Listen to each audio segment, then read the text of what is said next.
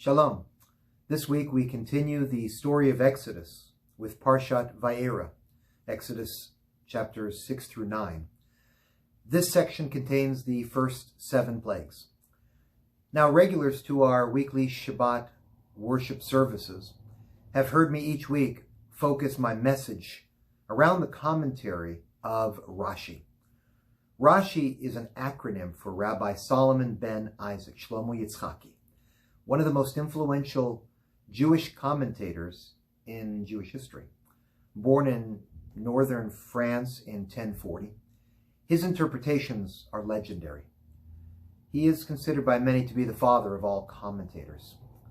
He sometimes offers the simplest interpretations of the Torah text, and other times he offers some of the most creative, the ones that at first sound almost childlike. But then you realize they teach profound lessons, and I think I have one for you this week.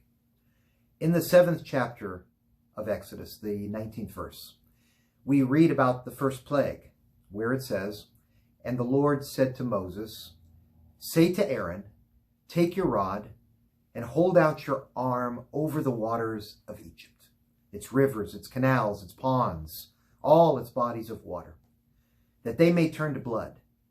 There shall be blood throughout the land of Egypt, even in vessels of wood and stone." Now did you catch something there?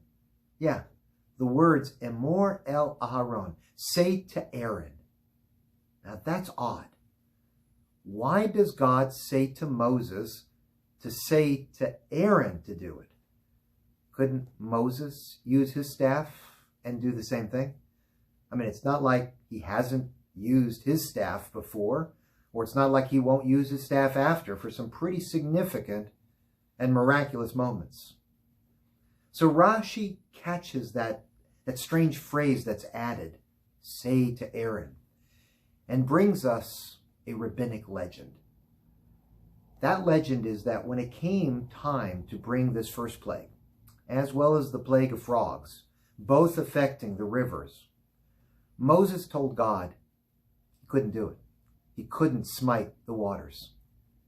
According to the rabbis and their legend, he tells God how he remembers how those same waters were there for him and protected him when he was cast out into a basket before he was rescued. He tells God he couldn't afflict the waters with blood or cause frogs to leave her life-saving waters. Someone else is going to have to do it. And that's why God told him, okay, Emor el Aaron, say to Aaron, your brother, to take his rod. It's a cute story. Simplistic? Maybe. But actually, I think rather profound.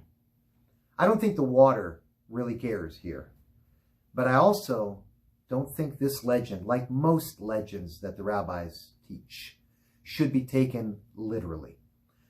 I think there's a message, an important message that Rashi is teaching here. And that is, never forget who or what got you to a moment. You know, Moses is about to become the hero of our people, the legendary lawgiver, teacher, guide. And this story has him remembering even the inanimate objects that got him to this moment.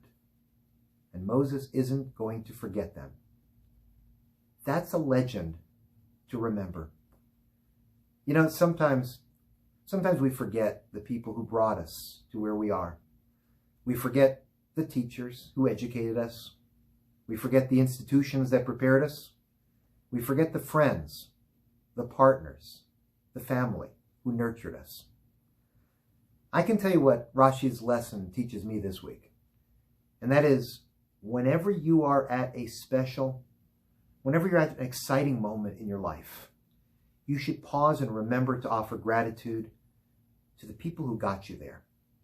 And in that light, this year, I am blessed to be part of an American Jewish World Service Global Justice Fellowship, one of just 14 rabbis who have been given an incredible chance to experience 6 months of intense learning about international human rights and its connection to Jewish values and learning.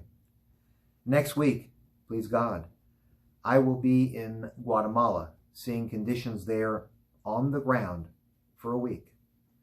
As someone concerned about the terrible situation along our southern border, this is a rare opportunity for me to witness and perhaps understand the connections between what is happening in these difficult regions, as well as the humanitarian crisis we see unfolding before our very eyes. As I think of this journey that I'm about to take, I realize that my Jewish values and my traditions continue to pull me toward addressing the challenges of global human rights. It's what we call tikkun olam, repairing the world. It's an essential part, in my opinion, of being Jewish, to help the poor, care for the stranger, and recognize the inherent dignity of every human being. That's as vital to my Jewish heritage as the tefillin, the phylacteries I put on every day, the dietary laws and Sabbath traditions I observe. But as I go on this trip, I think it's important for me to pause and realize this didn't all happen in a vacuum. I want to thank my family who has nurtured those values in me, the ones that I am now pursuing. The wonderful congregation that I serve that has allowed me to grow and experience these moments. Without their support and guidance, encouragement and love, I realize I could not be doing the things I am getting to experience. Like Moses, I pray to never forget those who showed me love and kindness along the way. I'm so looking forward to sharing what I will learn in Central America and in Guatemala. And I know that wherever I go, I must always stop and be grateful to those who have been with me along the way. Amen.